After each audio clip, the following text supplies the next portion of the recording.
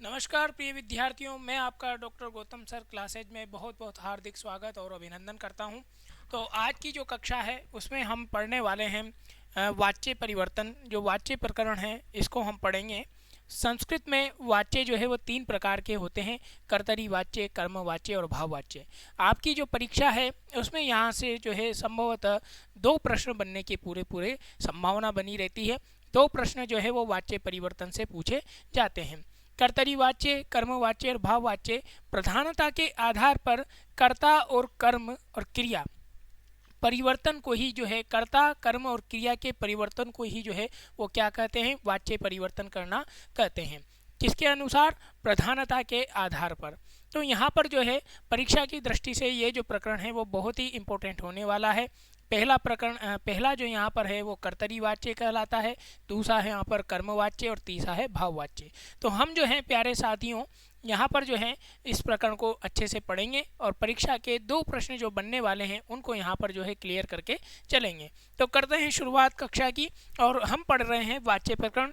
वाच्य प्रकरण में जो है संस्कृत में जो है वाच्य जो है उसके भेद जो है वो कितने होते हैं? तीन भेद होते हैं। तो सबसे पहले जो है हम इसके बारे में यहाँ पर चर्चा कर लेंगे।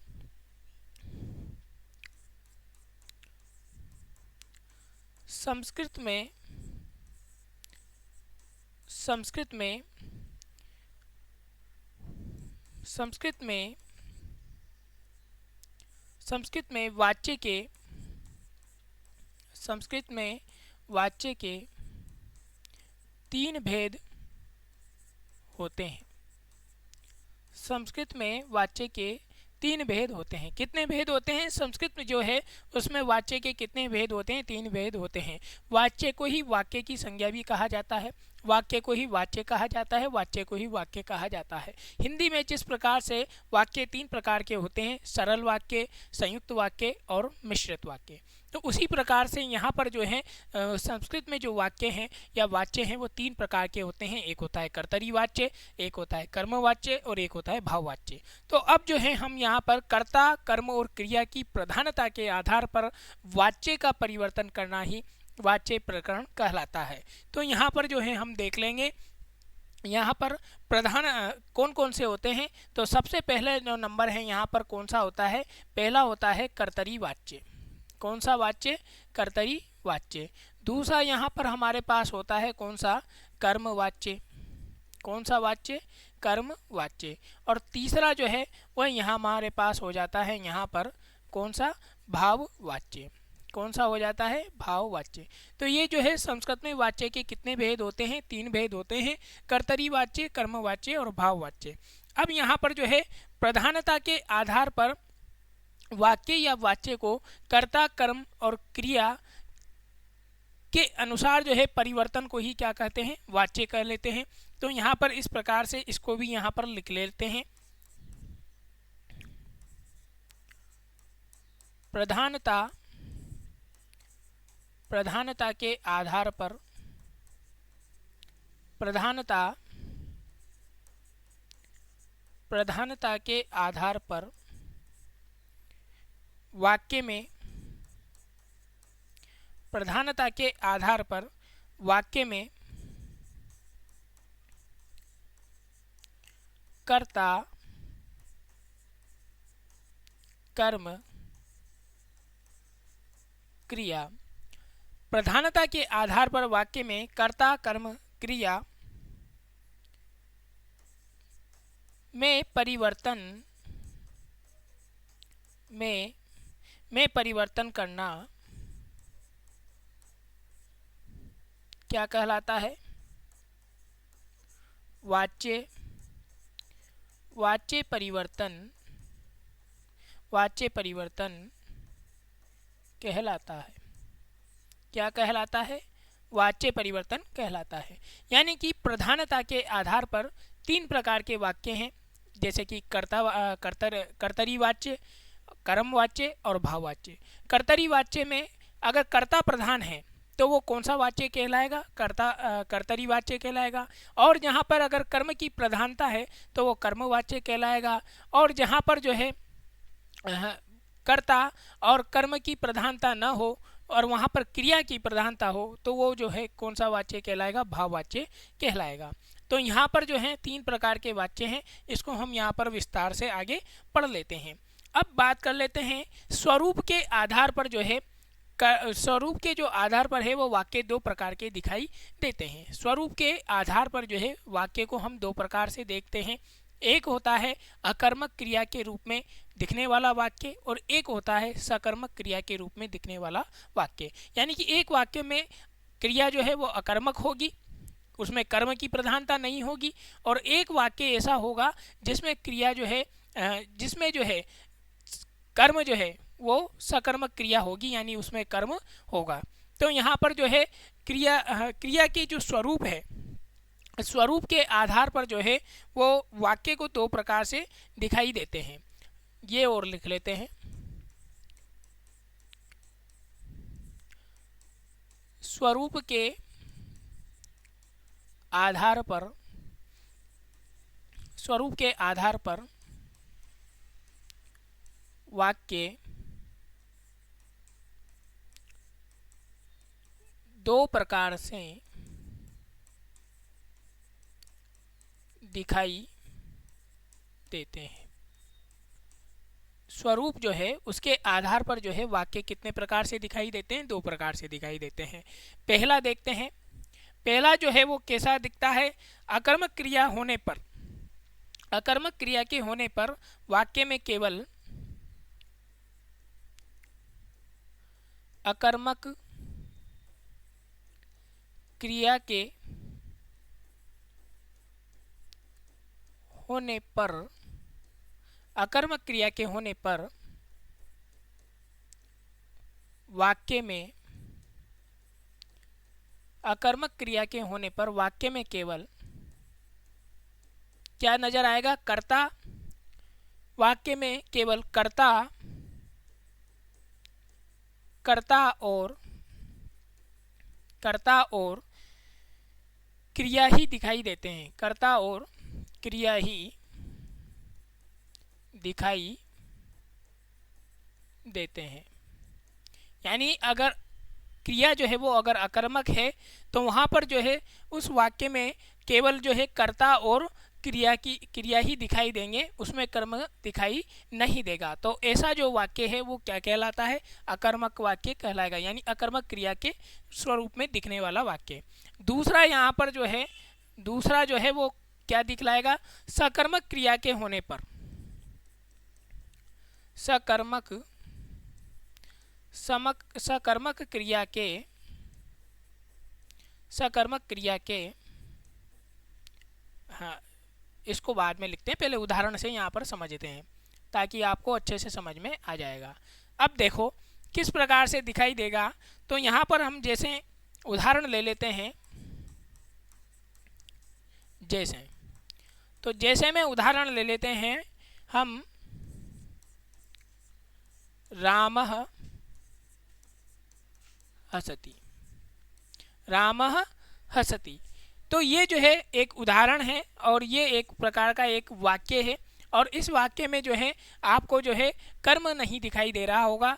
ये जो यहाँ पर दिखने वाला जो चीज़ है वो यहाँ पर क्या हो जाएगा, कर्ता। ठीक है, यहाँ पर क्या नज़र आ रहा है हमें, कर्ता। और यहाँ पर जो दिखाई दे रहा है वो यहाँ पर क्या हो गई, यहाँ पर जो ये है क्रिया। ठीक है, तो यहाँ पर जो है हमें क्या दिखाई दे रही है, क्रिया दिखाई दे रही है। क्रिया क्या है इस वाक्य में, हसती, यानी कि हंसना क्या है, क्रिया है, और कर्ता कौन है, राम है। राम क्या कर रहा है, राम हंस रहा है। राम क्या कर रहा है, राम हंसता है। तो कर्ता क्या हुई, यहाँ कर्ता कौन है, राम है, और क्रिया क्या हो गई, हंसती, यानी कि क्रिया क्या है, हंसती है। और यहाँ पर जो है कर्म की क्या है, अप्रधानता है, यानी कर्म इसमें दिखाई नहीं दे रहा है। तो यहाँ पर जो हंसती जो क्रिया है ये कैसी है, ये अकर्मक क्रिया है, इसमें ये कर्म को साथ में नहीं दिखा रही है। तो इसलिए जो है ये जो वाक्य है ये कैसा कहलाएगा, तो यह अकर्मक वाक्य कहलाएगा। यानी कि क्रिया जो है यहाँ पर अकर्मक क्रिया है, कर्म इसमें दिखाई नहीं दे रहा है। राम हंसता है, कैसे हंसता है, राम कैसे हंसता है, केवल हंस रहा है, मगर दिखना तो चाहिए ना, कैसे हंस रहा है, जोर से हंस रहा है, धीरे से हंस रहा है, मंद मंद हंस रहा है, मुस्कुरा रहा है, किस प्रकार से मुस्कुरा रहा है, राम तो वो यहाँ पर दिखना चाहिए था, मगर वो यहाँ पर क्या है, क्रिया क्या है, हंसती है। और ये कौन सी क्रिया है, ये अकर्मक है, यानी कि ये कर्म के साथ नहीं आई है। तो यहाँ पर जो है ये अकर्मक क्रिया का उदाहरण हो गया, यानी स्वरूप के अनुसार इस प्रकार से एक तो आपको दिखाई देगा। दूसरा जो है हम यहाँ पर देख रहे थे, दूसरा है सकर्मक क्रिया के होने पर। सकर्मक सकर्मक क्रिया के सकर्मक क्रिया के सकर्मक क्रिया के होने पर वाक्य में सकर्मक क्रिया के होने पर वाक्य में केवल को हटा देते हैं। वाक्य में कर्ता कर्म और क्रिया, अगर सकर्मक क्रिया है तो वहाँ पर जो है वाक्य में जो है वहाँ पर कर्ता भी होगा, कर्म भी होगा और क्रिया भी होते हैं, तो सकर्मक क्रिया के साथ जो है कर्ता, कर्म और क्रिया, ये तीनों ही उस वाक्य में क्या है, दिखाई देते हैं स्वरूप की दृष्टि से। एक वाक्य आपको ऐसा नजर आएगा जहाँ पर जो है केवल कर्ता होगा और क्रिया होगी, वहाँ पर कर्म दिखाई नहीं देगा, तो वो जो क्रिया आएगी वो कौन सी क्रिया कहलाएगी, अकर्मक क्रिया कहलाएगी। यानी कि वो क्रिया का जो प्रयोग है वो कैसा होगा, अकर्मक रूप में, यानी उसमें कर्म नहीं दिखाई देगा। और एक वाक्य ऐसा दिखाई देगा आपको स्वरूप की दृष्टि से जो क्रिया के साथ आए, जो क्रिया के साथ कर्म भी दिखाई देगा। तो यहाँ पर उदाहरण के रूप में हम आगे अगले उस पर स्लाइड पर देख लेते हैं। जैसे तो यहाँ पर उदाहरण के रूप में मैं समझा देता हूँ। जैसे रामः पाठम पठति, जैसे रामः पाठम पठति। अब ये जो है हमारे पास एक वाक्य है और इस वाक्य में क्या है, राम क्या है, करता है। यहाँ पर जो राम है, ये राम क्या है, यहाँ पर करता है। पाठ क्या है, यहाँ पर कर्म है। राम यहाँ पर करता है, पाठ क्या है, कर्म है, और पठती क्या है, क्रिया है। पठती क्या है, यहाँ पर क्रिया है। तो राम पाठ को पढ़ रहा है, राम क्या कर रहा है, पढ़ रहा है। राम पढ़ता है, क्या पढ़ता है, पाठ को पढ़ता है, ठीक है। तो यहाँ पर जो है राम क्या कर रहा है, राम पाठ को पढ़ता है। तो राम क्या हो गया, कर्ता हो गया, पाठ जो है वो क्या हो गया, कर्म हो गया, और पढ़ना क्या हो गई, क्रिया हो गई। तो ये जो है ये वाक्य कैसा कहलाया, ये वाक्य आपके यहाँ पर सकर्मक कहलाया। यहाँ भी यानी कि कर्म की क्या है, प्रधानता है, कर्म इस वाक्य में दिखाई देता है। जिस वाक्य में कर्म दिखाई नहीं देता है वो कौन सा कहलाएगा, स्वरूप की दृष्टि से अकर्मक क्रिया वाला वाक्य कहलाता है। तो वहाँ पर अकर्मक क्रिया होती है और यहाँ पर कर्म के साथ क्रिया का प्रयोग किया जा रहा है। ये कर्म है। पढ़ना क्रिया जो है वो किसके माध्यम से हो रही है, पाठ पढ़ने की क्रिया हो रही है, ठीक है। तो कर्म जो है वो क्या है, पाठ पढ़ना, और कौन पढ़ रहा है, राम पढ़ रहा है। कर्ता जो है कौन है, यहाँ पर राम जो है वो क्या कर रहा है, पाठ को पढ़ रहा है। तो कर्म कैसा हुआ, पाठ को पढ़ना, और क्रिया हो गई पढ़ने के माध्यम से। तो ये जो है आपके यहाँ पर दो प्रकार से मैंने आपको बता दिया, कर्ता, कर्म और क्रिया। अब चलते हैं आगे, प्रधानता के आधार पर वाच्य के भेद, ये देख लेते हैं।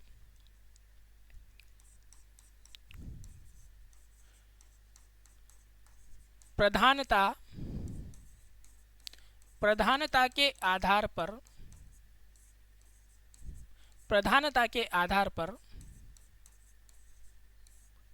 वाच्य के भेद। तो प्रधानता के आधार पर वाच्य के भेद कितने हो जाएंगे, प्रधानता के आधार पर वाच्य के भेद हो जाएंगे कितने, 3। कैसे होंगे देखते हैं। ये है आपके यहाँ पर वाच्य, ये क्या है, वाच्य है, और इसको जो है हम 3 भागों में यहाँ पर डिवाइड कर लेते हैं। ये पहला हो गया, ये दूसरा हो गया, और ये हो गया तीसरा। अब यहाँ पर वाच्य में हमें 3 चीज़ें दिखाई देती है। एक होता है कौन, कर्ता प्रधानता के आधार पर, एक होता है कर्म और एक होती है क्रिया। तो जिस जिसकी प्रधानता जहाँ जहाँ पर होगी वो जो वाच्य है उस प्रकार का दिखाई देगा, वो उसी प्रकार का कहलाएगा। तो यहाँ पर जो है अगर कर्ता क्या है, प्रधान है, कर्ता क्या है अगर प्रधान है तो ये कौन सा वाच्य कहलाएगा, तो ये कहलाएगा आपके यहाँ पर कर्तरी वाच्य। कर्तरी वाच्य। अगर वाक्य में कर्ता अगर प्रधान है तो वो जो वाक्य है वो वाच्य जो है वो क्या कहलाएगा, कर्तरी वाच्य कहलाएगा। और अगर वाक्य में कर्म क्या है, कर्म की प्रधानता है, कर्म क्या है, अगर वाक्य में कर्म की प्रधानता है या कर्म प्रधान है तो वो जो वाक्य है वो वाच्य जो है वो क्या कहलाएगा, वो कहलाएगा यहाँ पर कर्म वाच्य। कौन सा वाच्य कहलाएगा, कर्म वाच्य कहलाएगा। और यहाँ पर हम तीसरी बात कर लेते हैं, अगर किसी वाक्य में अगर क्रिया की क्या हो, प्रधानता हो, किसी वाक्य में अगर क्रिया की क्या हो, प्रधानता हो, तो वह जो वाच्य है वो क्या कहलाएगा, वह कहलाएगा भाववाच्य। कौन सा वाच्य कहलाएगा, भाववाच्य कहलाएगा। तो यहाँ पर प्रधानता के आधार पर वाच्य के तीन भेद हो जाते हैं। तो वाच्य में पहला जो है अगर कर्ता की अगर उसमें प्रधानता है, कर्ता अगर प्रधान है तो वहाँ पर कर्तरी वाच्य हो जाएगा। अगर कर्म की प्रधानता है तो वहाँ पर कर्म वाच्य हो जाएगा। और अगर क्रिया की प्रधानता है वाक्य में तो वो जो है कौन सा वाच्य कहलाएगा, भाववाच्य कहलाएगा। तो ये जो है प्रधानता के आधार पर वाच्य के भेद कितने हो गए, तीन हो गए। अब यहाँ पर वाच्य परिवर्तन की जो प्रक्रिया है वो कितने प्रकार से की जाती है उसको यहाँ पर हम देख लेते हैं। वाच्य परिवर्तन, वाच्य परिवर्तन की प्रक्रिया, वाच्य परिवर्तन की प्रक्रिया चार प्रकार से, वाच्य परिवर्तन की प्रक्रिया चार प्रकार से की जाती है। वाच्य जो परिवर्तन हम करेंगे उसकी जो प्रक्रिया जो है वो कितने प्रकार से की जाती है, चार प्रकार से की जाती है। चार प्रकार से क्या की जाती है, चार प्रकार से वाच्य परिवर्तन की क्रिया संपन्न की जाती है। पहला प्रकार यहाँ पर हम देख लेंगे, पहला जो देखेंगे वो क्या है, कर्तरी वाच्य से। पहला जो परिवर्तन करेंगे वो कर्तरी वाच्य से किसमें करेंगे, कर्म वाच्य में। पहला परिवर्तन जो करेंगे वो कर्तरी वाच्य से किसमें करेंगे, कर्म वाच्य में। दूसरी जो प्रक्रिया है, दूसरी प्रक्रिया यहाँ पर क्या होगी, वो होगी कर्म वाच्य से कर्तरी वाच्य में। कर्म वाच्य से वाक्य का परिवर्तन करेंगे कर्म वाच्य से किसमें, कर्तरी वाच्य में, कर्तरी वाच्य में। और यहाँ पर तीसरी जो है, तीसरी प्रक्रिया क्या होगी, तीसरी प्रक्रिया यहाँ पर होगी कर्तरी वाच्य जो है, कर्तरी वाच्य को, कर्तरी वाच्य को जो है हम किसमें परिवर्तन करेंगे, भाव वाच्य में। एक प्रक्रिया ये नज़र आती है। और चौथी जो प्रक्रिया है वो चौथी प्रक्रिया नज़र आती है भाववाच्य को, भाववाच्य जो है इस भाववाच्य को किसमें, भाववाच्य को किसमें परिवर्तन करेंगे, तो भाववाच्य को हम करेंगे किसमें, कर्तरी वाच्य में। भाववाच्य को हम किसमें परिवर्तन करेंगे, कर्तरी वाच्य में। तो वाच्य परिवर्तन की जो प्रक्रिया है वो कितने प्रकार से की जाती है, चार प्रकार से की जाती है। अगर कर्तरी वाक्य जो है अगर कर्तरी वाच्य वाला वाक्य है तो कर्तरी वाले वाच्य को हम किसमें परिवर्तन करेंगे, कर्म वाच्य में परिवर्तन करेंगे। कर्म वाच्य वाला अगर वाक्य है तो कर्म वाच्य को हम किसमें परिवर्तन करेंगे, कर्तरी वाच्य में करेंगे। और कर्तरी वाच्य वाला वाक्य है तो उसको हम किसमें परिवर्तन करेंगे, भाववाच्य में। और भाववाच्य से जो वाक्य है उसको हम किसमें परिवर्तन करेंगे, कर्तरी वाच्य में। तो ये जो है चार प्रकार से वाच्य परिवर्तन की प्रक्रिया को संपन्न किया जाता है। चलते हैं अगले और महत्वपूर्ण बिंदु की ओर। और अब जो है हम यहाँ पर सबसे पहला जो है वाच्य परिवर्तन उसके बारे में यहाँ पर हम पढ़ लेते हैं। तो सबसे पहले हम बात करेंगे किसकी, कर्तरी वाच्य की। सबसे पहले जो है हम यहाँ पर किसकी बात करेंगे, कर्तरी वाच्य की। कर्तरी वाच्य को यहाँ पर हम देख लेते हैं, नियम इसका देख लेते हैं। कर्तरी वाच्य जो है इसमें कर्ता भी होता है, कर्म भी होती है और क्रिया भी होती है। कर्तरी वाच्य में कर्ता जो है वो प्रधान होता है और प्रधान कर्ता में हमेशा प्रथमा विभक्ति का प्रयोग किया जाता है। कर्म जो है इसमें कर्म में द्वितीय कर्म अप्रधान होता है और अप्रधान कर्म में जो है क्रिया जो है, अप्रधान कर्म में जो है विभक्ति का द्वितीय विभक्ति का प्रयोग किया जाता है। और क्रिया जो है वो हमेशा जो है कर्ता के अनुसार आती है। क्रिया का जो प्रयोग है वो हमेशा कर्ता के अनुसार होगी, जैसा कर्ता होगा वैसी ही क्रिया होगी। यानी कर्ता अगर प्रथम पुरुष एक वचन का है तो क्रिया भी जो है वो प्रथम पुरुष एक वचन की होगी। तो अगर कर्ता जो है द्वितीय पुरुष मध्यम पुरुष एक वचन का है तो क्रिया भी मध्यम पुरुष एक वचन की होगी। तो इस प्रकार से जो है ये कर्तरी वाच्य का जो नियम है इसको यहाँ पर हम देख लेते हैं। कर्तरी वाच्य,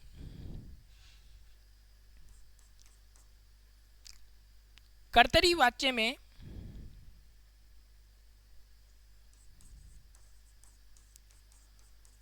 कर्तरी वाच्य में कर्तरी वाच्य में कर्ता में कर्तरी वाच्य में कर्ता में प्रथमा विभक्ति, कर्तरी वाच्य में कर्ता में प्रथमा विभक्ति व कर्म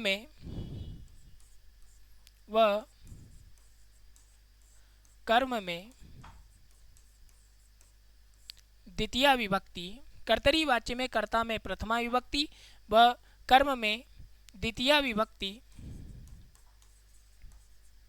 कर्म में द्वितीय विभक्ति आती है। कर्म में जो है द्वितीय विभक्ति का प्रयोग होता है या कर्म में द्वितीय विभक्ति आती है। जबकि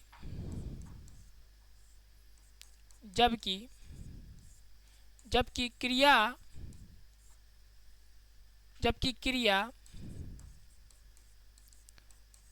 कर्ता के अनुसार, जबकि क्रिया का प्रयोग इस प्रकार से लिखो, जबकि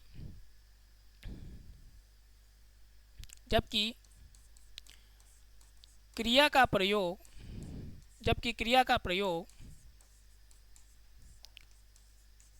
कर्ता के अनुसार, किसके अनुसार होगा, जबकि क्रिया का जो प्रयोग है वो कर्ता के अनुसार होता है। क्रिया का जो प्रयोग है वो किसके अनुसार होगा, कर्ता के अनुसार होगा। तो अब जो है हम यहाँ पर उदाहरण के रूप से समझ लेते हैं। तो पहला उदाहरण यहाँ पर हम देख लेते हैं।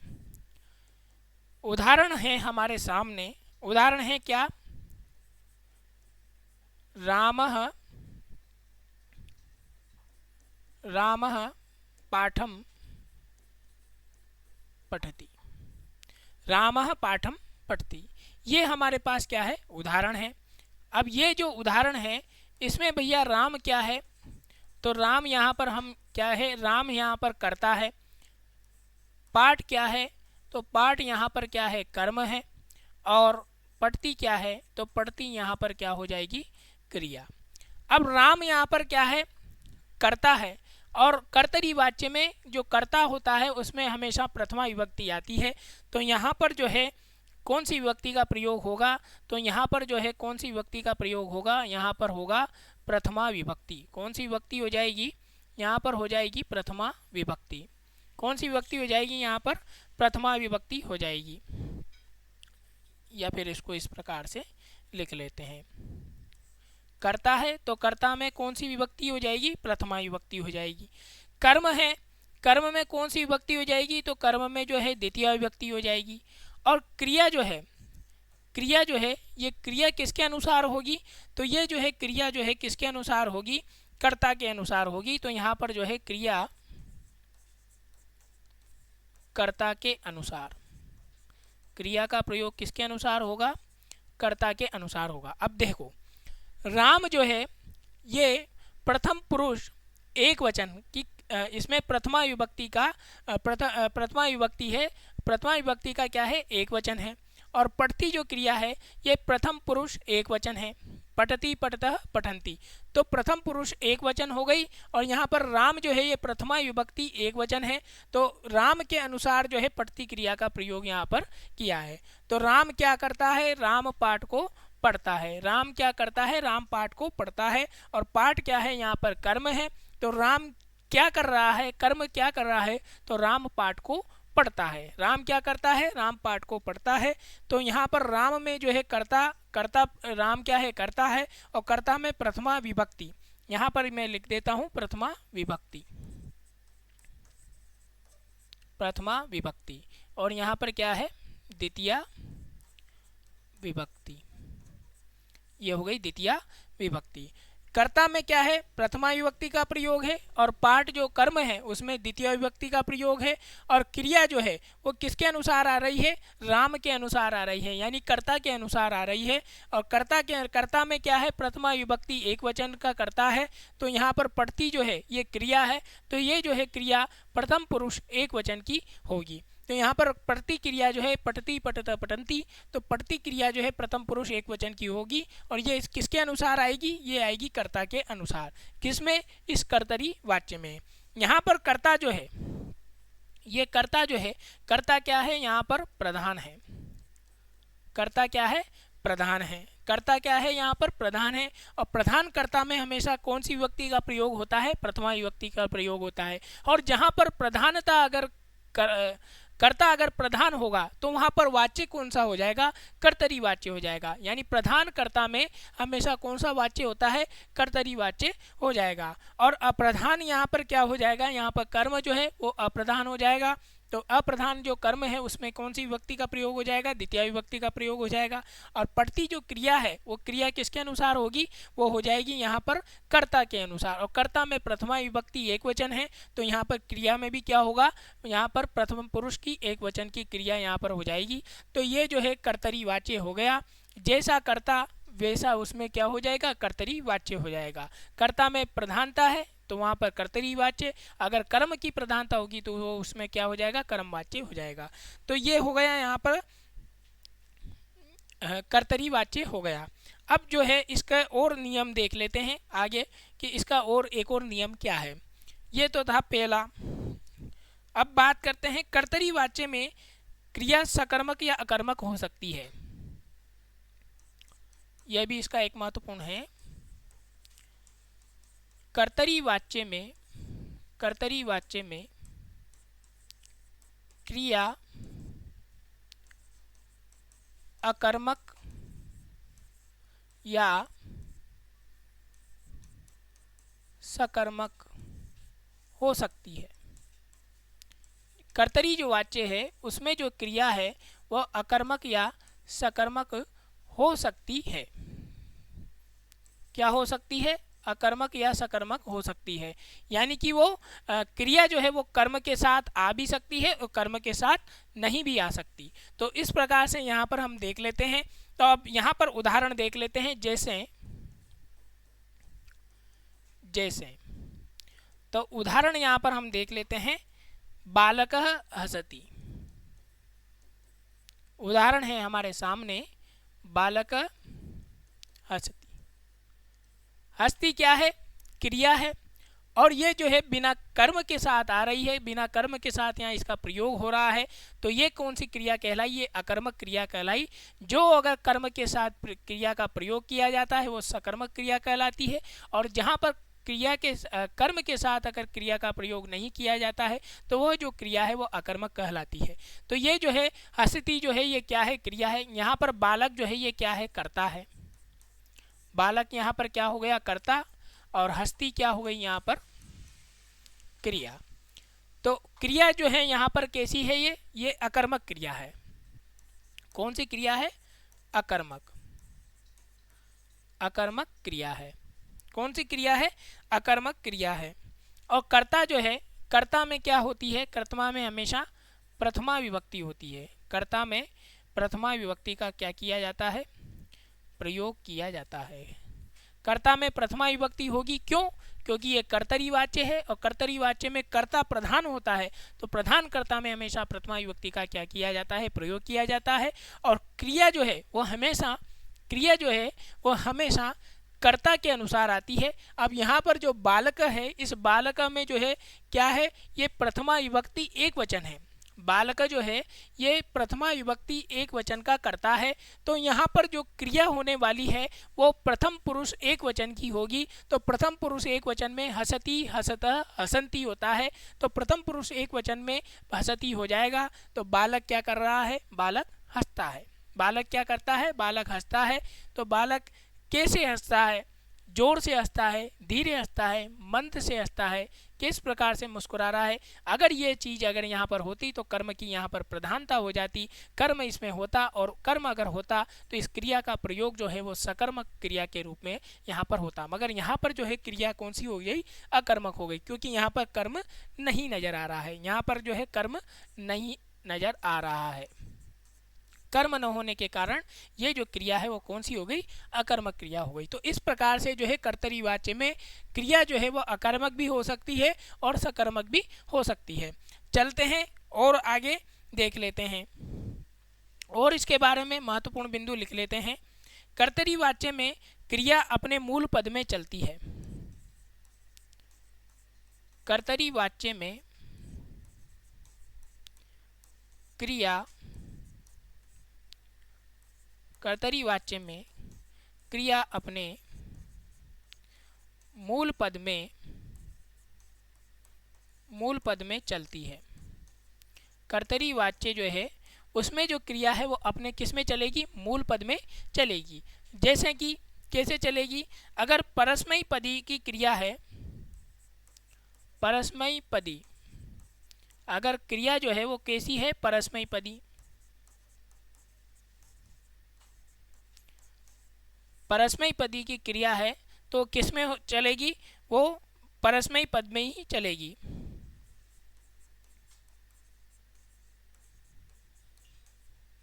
परस्मयी पद में चलेगी।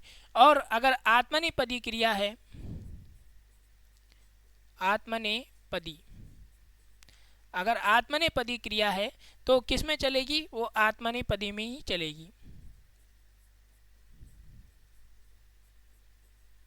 यानी हमेशा वो जो है अपना मूल जो है उसी में चलेगी। तो यहाँ पर जो है ये हो गया कर्तरी वाच्य। अब यहाँ पर हम इसके बाद में दूसरा जो वाच्य है उसको यहाँ पर देख लेते हैं। यहाँ पर दूसरा वाच्य है हमारे पास कौन सा? कर्म वाच्य। ये हो गया कर्तरी वाच्य और ये हो गया यहाँ पर कर्म वाच्य। अब कर्म वाच्य है तो जैसा कर्ता, मतलब कर्म वाच्य में कर्म क्या होगा? प्रधान होगा, और यहाँ पर कर्ता में क्या हो जाएगी? तृतीया विभक्ति का प्रयोग हो जाएगा, और क्रिया जो है वो कर्म के अनुसार क्या की जाएगी? प्रयोग की जाएगी। तो यहाँ पर हम देख लेते हैं कर्म वाच्य में क्या होने वाला है।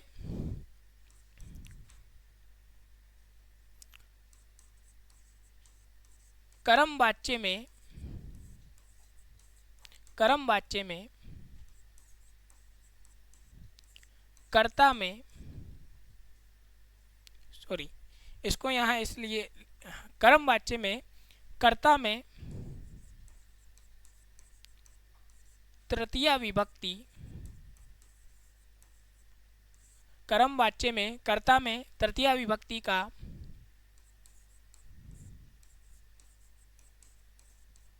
प्रयोग होता है।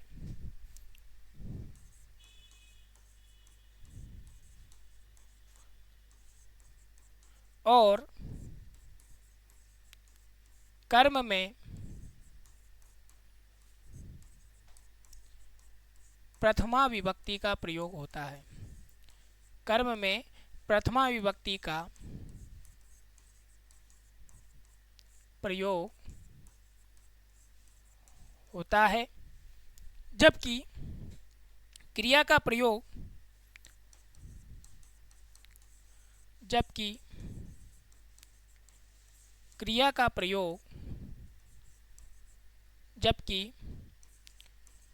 का प्रयोग कर्म के अनुसार, जबकि क्रिया का जो प्रयोग है वह कर्म के अनुसार होता है। जबकि क्रिया का जो प्रयोग है वो किसके अनुसार होगा?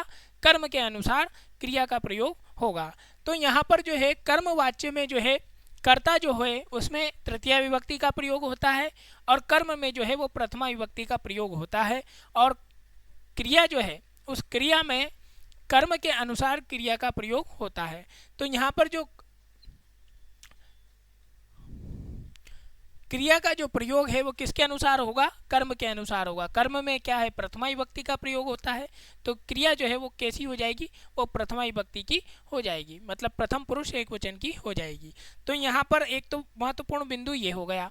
दूसरा हम यहाँ पर महत्वपूर्ण बिंदु देख लेते हैं, कर्म वाच्य में क्रिया सदैव आत्मनेपदी में चलती है। ये महत्वपूर्ण बिंदु है। कर्म वाच्य में क्रिया सदैव आत्मनेपदी में, कर्म वाच्य में क्रिया सदैव आत्मनेपदी में चलती है। कर्म वाच्य जो है इसमें जो क्रिया है वह सदैव जो है आत्मनेपदी में चलेगी। ठीक है, कर्म वाच्य में क्रिया जो है वह सदैव किसमें रहेगी? आत्मनेपदी में रहेगी। परस्मैपदी का इसमें प्रयोग नहीं होता है, किसमें? कर्म वाच्य में। जबकि कर्तरी जो वाच्य है उसमें क्रिया जो है वो परस्मय पद में भी होगी और आत्मनेय पद में भी होगी। परस्मय पद में परस्मय पद के अनुसार ही चलेगी, और आत्मनेय पदे की है तो आत्मनेय पदे में आत्मनेय पदे के अनुसार चलेगी। जबकि यहाँ पर जो कर्म वाच्य है इसमें जो है क्रिया जो है वो सदैव आत्मनेय पदे में चलती है। तो ये इसका जो है महत्वपूर्ण बिंदु हो गया। तथा और एक और देख लेते हैं यहाँ पर, तथा धातु व प्रत्यय के बीच, तथा धातु व प्रत्यय के बीच, तथा धातु व प्रत्यय के बीच यह धातु व प्रत्यय के बीच यह जुड़ जाता है। तथा धातु व प्रत्यय के बीच यह जुड़ जाता है। ये परिवर्तन होता है कि जो क्रिया है वह जो है हमेशा आत्मनेय पद में चलती है, और यहाँ पर जो धातु और प्रत्यय है उसके बीच में क्या है? यह जुड़ जाता है। अब इसको जो है वो हम उदाहरण के माध्यम से यहाँ पर समझ लेते हैं। तो हमारे पास में यहाँ उदाहरण है, जैसे उदाहरण हमारे पास में है पठ्यते, पठ य और ते। यहाँ पर पठ क्या है? पठ क्या है? धातु है। यह क्या है? यह यहाँ पर क्या हो गया? आगम हो गया, यानी यह क्या है? इसमें जुड़ जाएगा। और ते यहाँ पर क्या है? प्रत्यय है। ते यहाँ पर क्या है? प्रत्यय है। तो ये जो है धातु और प्रत्यय के बीच में क्या हो गया? यह जुड़ गया, प्लस हो रहा है ना यहाँ पर। तो धातु और प्रत्यय के बीच में क्या हो जाता है? यह जुड़ जाता है, और ये पठ्यते है, ये पठ्यते बन जाता है। और क्या बन जाता है? ये पठ्यते। और ये जो पठ्यते है ये क्या हो जाती है? ये आत्मनेय पदी में, आत्मनेय पद में जो प्रथम पुरुष एक वचन का जो पहला जो प्रथम पुरुष एक वचन है आत्मनेय पद में, वो क्या बन जाता है? पठ्यते बन जाता है। प्रथम पुरुष एक वचन में क्या बन जाएगा? आत्मनेय पद में पठ्यते बन जाएगा। तो इस प्रकार से पट क्या हो गई? धातु, और धातु और प्रत्यय के बीच में क्या हो जाता है? यह जुड़ जाता है। तो यह जब जुड़ जाएगा तो क्या बन जाएगा? पठ्यते। और पठ्यते जो है वो आत्मनेय पद का प्रथम पुरुष का एक वचन है। पठ्यते, पठ्येते, पठ्यन्ते, पठ्यते, पठ्येते, पठ्यन्ते, इस प्रकार से इसके रूप बनते हैं। तो ये हो गया यहाँ पर किसका? कर्म वाच्य में क्रिया का। हमने जो कर्म वाच्य में जो क्रिया है आत्मनेय पद में किस प्रकार से बनती है उसको हमने यहाँ पर देख लिया।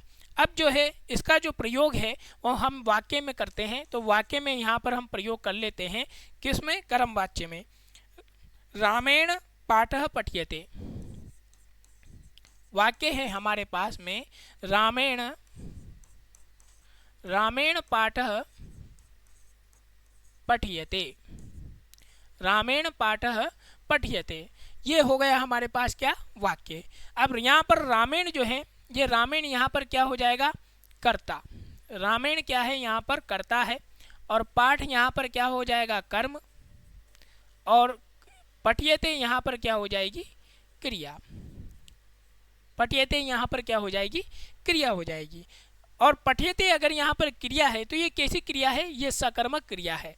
कैसी क्रिया है, सकर्मक है, यानी कर्म के साथ जिस क्रिया का प्रयोग किया जाता है वो क्रिया जो है सकर्मक कहलाती है। और अगर कर्म के साथ क्रिया का प्रयोग नहीं होता है, केवल क्रिया ही अगर प्रयोग की जाती है तो वहाँ पर अकर्मक क्रिया, वो अकर्मक क्रिया कहलाती है। तो रामेण जो करता है, इस रामेण कर्ता में जो यहाँ पर क्या हो रही है, यहाँ पर तृतीया विभक्ति हो रही है। कर्ता में यहाँ पर जो है तृतीया विभक्ति का क्या हो रहा है प्रयोग हो रहा है।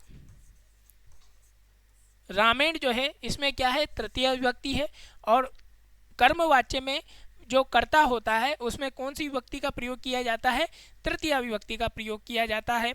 कर्म वाच्य में कौन सी विभक्ति का प्रयोग किया जाता है, तृतीया विभक्ति का प्रयोग किया जाता है। और यहाँ पर जो कर्म है, कर्म में क्या हो जाएगी, यहाँ पर प्रथमा विभक्ति हो जाएगी। कर्म में कौन सी विभक्ति हो जाएगी, प्रथमा विभक्ति हो जाएगी। कर्म में कौन सी विभक्ति हो जाएगी, यहाँ पर प्रथमा विभक्ति हो जाएगी। और यहाँ पर जो क्रिया है, क्रिया किसके अनुसार होगी, कर्म वाच्य में क्रिया जो है वो हमेशा जो है किसके अनुसार होगी, कर्म के अनुसार होगी। और कर्म में क्या है, कर्म में प्रथमा विभक्ति का प्रयोग है। कर्म में प्रथमा विभक्ति है तो क्रिया जो है वो आत्मनेपदे के प्रथम पुरुष एक वचन में होगी। ठीक है, जैसा कर्म होगा वैसे ही क्या होगी क्रिया होगी। तो कर्म यहाँ पर क्या है प्रथमा विभक्ति का एक वचन है, तो यहाँ पर जो क्रिया है वो आत्मनेपदी में प्रथम पुरुष एक वचन की हो जाएगी। तो यहाँ पर जो क्रिया है वो क्या हो जाएगी, यहाँ पर जो क्रिया है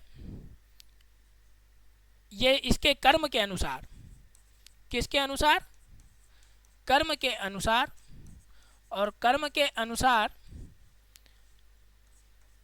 प्रथम पुरुष एक वचन की हो जाएगी। ठीक है, प्रथम पुरुष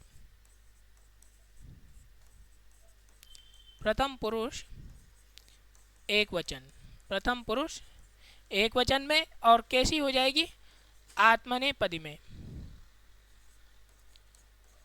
आत्मनेपदी, आत्मनेपदी हो जाएगी। प्रथम पुरुष एक वचन आत्मनेपदी हो जाएगी। तो रामायण पाठ पठ्यते, राम ने क्या कर लिया, पाठ को पढ़ लिया, ये इसका हो जाएगा। राम ने क्या किया, पाठ को पढ़ लिया, राम ने क्या कर लिया, पाठ को पढ़ लिया। तो ये जो है यहाँ पर हो गया इसका कर्म वाच्य। कर्म वाच्य में जो है आपको जो है कर्ता में तृतीया विभक्ति का प्रयोग किया जाता है, कर्म में जो है यहाँ पर प्रथमा विभक्ति का प्रयोग किया जाता है, और क्रिया जो है उसमें जो है यहाँ पर क्रिया में प्रथमा मतलब कर्म के अनुसार यहाँ पर क्रिया आती है। कर्म में क्या है यहाँ पर प्रथमा विभक्ति का एक वचन है, तो क्रिया जो है वो आत्मनेपदी में प्रथम पुरुष एक वचन की हो जाएगी। और प्रथम पुरुष एक वचन में आत्मनेपदी में क्रिया कैसे बनती है, तो वो यहाँ बनती है कि ये पट क्या है, धातु है, और पीछे प्रत्यय है। धातु और प्रत्यय के बीच में यह को जोड़ देंगे तो फिर यहाँ पर प्रथम पुरुष एक वचन में क्या क्रिया बन जाएगी, पठ्यते पठ्येते पठ्यन्ते। इस प्रकार से इसके रूप चलेंगे। तो ये हो गया आपके यहाँ पर कर्म वाच्य। और हम जो है अब यहाँ पर कर्म वाच्य से संबंधित एक महत्वपूर्ण बिंदु और यहाँ पर लिख लेते हैं।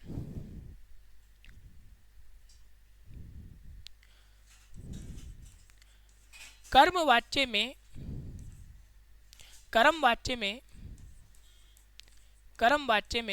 क्रिया सदैव, कर्म वाच्य में क्रिया सदैव सकर्मक होती है। कर्म वाच्य में क्रिया सदैव सकर्मक होती है। कर्म वाच्य जो है इसमें जो है क्रिया जो है हमेशा सकर्मक होगी। क्यों? क्योंकि ये कर्म वाच्य है। अब इसमें कर्म की तो क्या है, प्रधानता है। तो कर्म जब प्रधान होगा तो क्रिया भी क्या हो गई, क्रिया कर्म के अनुसार यहाँ पर क्या हो जाएगी, सकर्मक हो जाएगी। और अगर यहाँ पर अगर कर्म होगा ही नहीं तो क्रिया जो है वो सकर्मक कैसे होगी। तो कर्म वाच्य तब होगा जब उसमें क्या होगा, कर्म की प्रधानता होगी। और कर्म की अगर प्रधानता है तो क्रिया हमेशा जो है वो सकर्मक ही होगी। तो यहाँ पर कर्म वाच्य में क्रिया कैसी होती है, सदैव सकर्मक होती है। और इसके रूप जो हैं, और इसके रूप और इसके रूप सदैव, इसके जो रूप हैं वह सदैव आत्मने पद में चलते हैं। इसके रूप जो हैं वो सदैव आत्मने पद में चलते हैं। इसके जो रूप हैं वो सदैव किस में चलते हैं, आत्मने पद में चलते हैं। तो इस जो जानकारी है इसको मैं एक बार शुरू से आपके सामने रिवाइज कर देता हूं।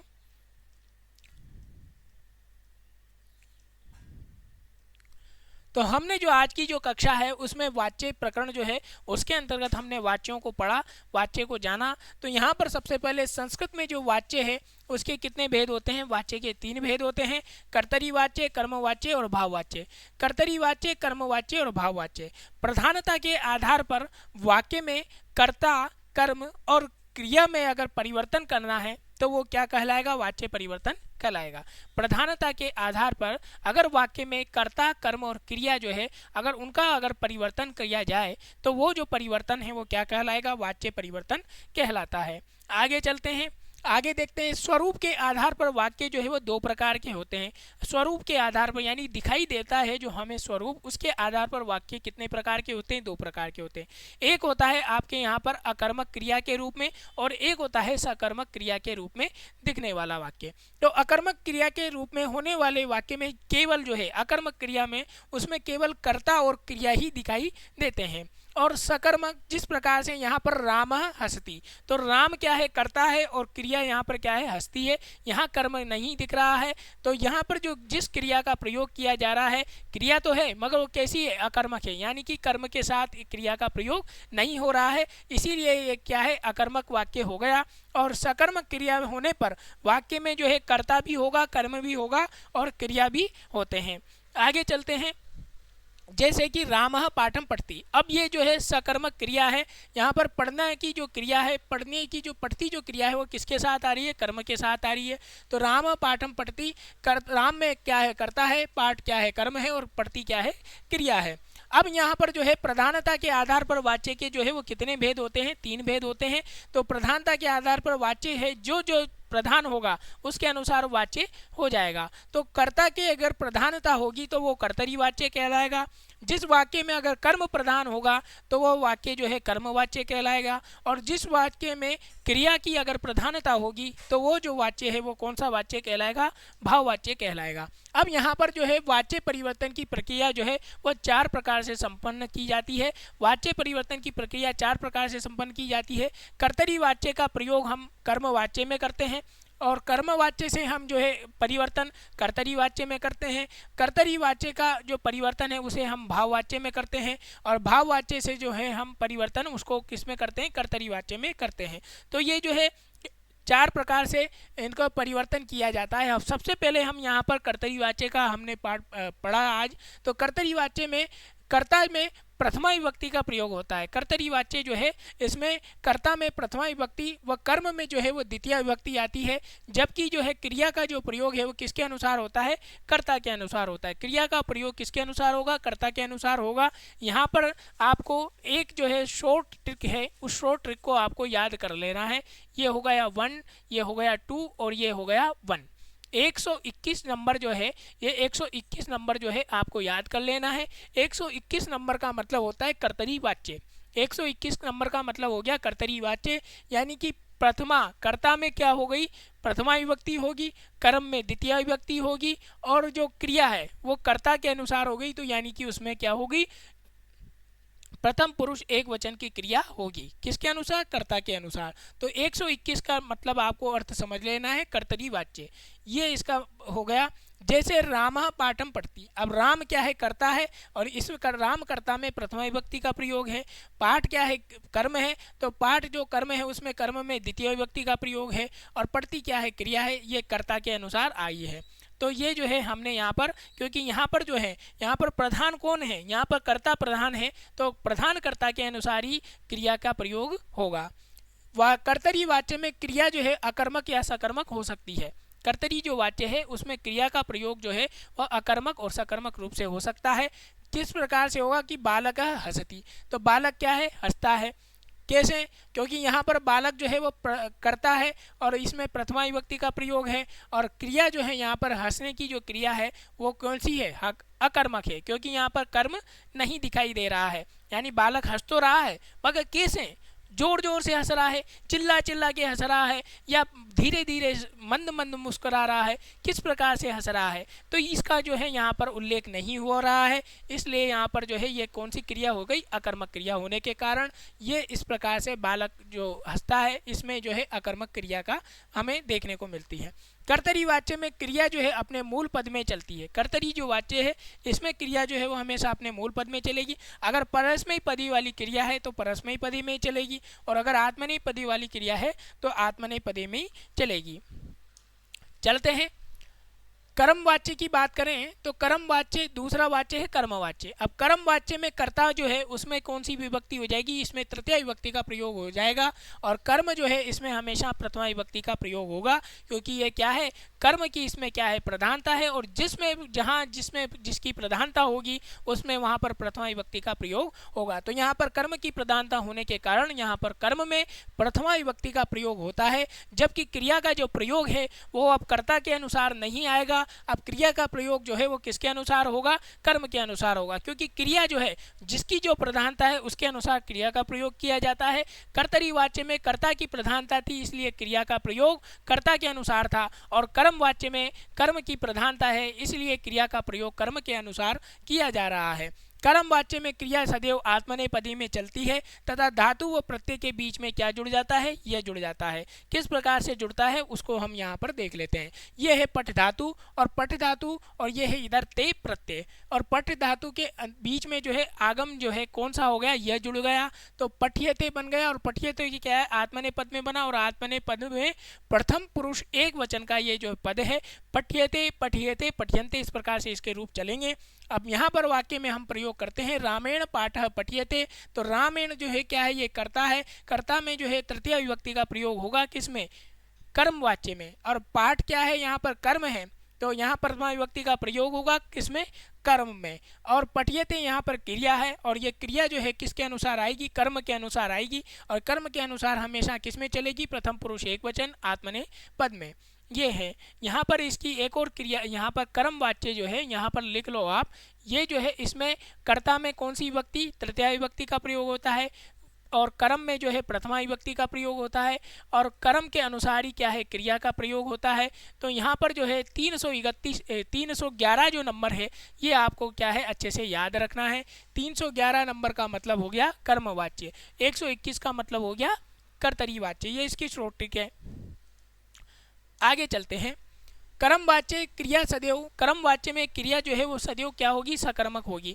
क्यों होगी, क्योंकि कर्म की ही इसमें प्रधानता है, और प्रधानकर्ता में कौन सी प्रथमा विभक्ति का प्रयोग होगा, तो अगर कर्म ही नहीं होगा तो वहाँ पर अकर्मक क्रिया कहलाएगी, और कर्म की प्रधानता है, कर्म तो होगा ही होगा निश्चित रूप से, तो यहाँ पर जो है क्या हो जाएगा, यहाँ पर क्रिया जो है वो कौन सी हो जाएगी, सकर्मक होगी। तो ये जो है यहाँ पर हमने आज इस कक्षा को यहीं रह लेते हैं। भाववाच्य के बारे में जो है फिर हम अगली नेक्स्ट जो हमारी कक्षा होगी उसमें जो है अध्ययन करेंगे और इस कक्षा को यहीं पर विराम देते हैं। आपको ये जो है वीडियो अच्छे से समझ में आ गया होगा, वाच्य परिवर्तन और इसके जो उदाहरण हैं हम आगे फिर नेक्स्ट कक्षाओं में अप्लाई करेंगे। तो आज के लिए इतना ही। अपने से बड़ों का सम्मान करें, अपना ख्याल रखें। दीजिए मुझे इजाज़त। नमस्कार, जय हिंद, जय भारत, शुभ रात्रि।